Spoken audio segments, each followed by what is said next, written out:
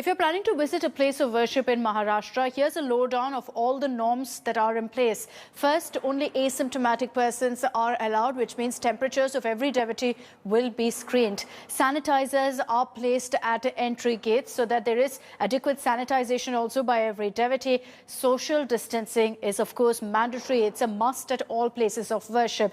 The authorities at these religious sites also have to ensure frequent cleaning as well as disinfection. There must be separate entry and exit points to avoid any overcrowding. There are safety protocols also that are put in place for workers, for people who work at these religious sites.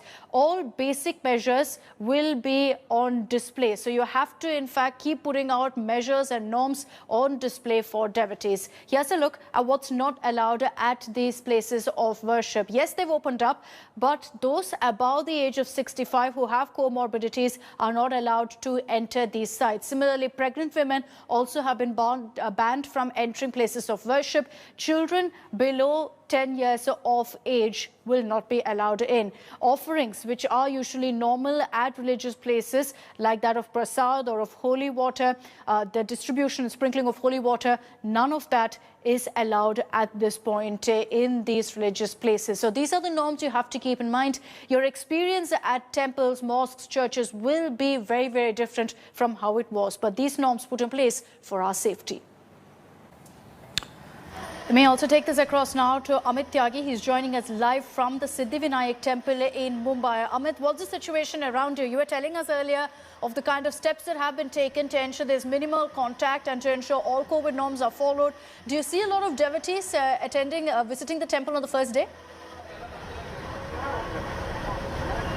Yes, now as the time is progressing, a lot of people are thronging the temple. I think people were waiting, they were not sure how to enter. As I said, people were not aware how the QR code works. But now if you see, just look around, a lot of people are coming and going inside for the darshans. And I went inside and it's a very organized way the darshan is happening. People are following the social distancing and they are letting people in batches. So that's why there's no overcrowding inside the temple, because generally in the normal situation, Siddhivinayak means a lot of crowd for people.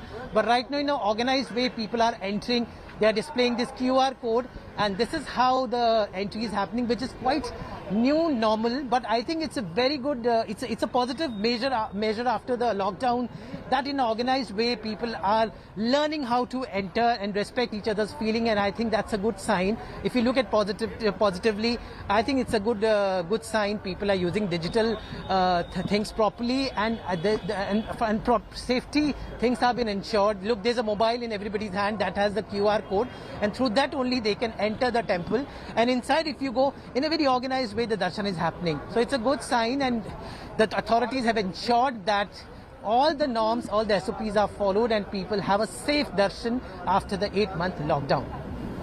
Okay, Amit, thank you for getting us those details. We've got breaking news coming in.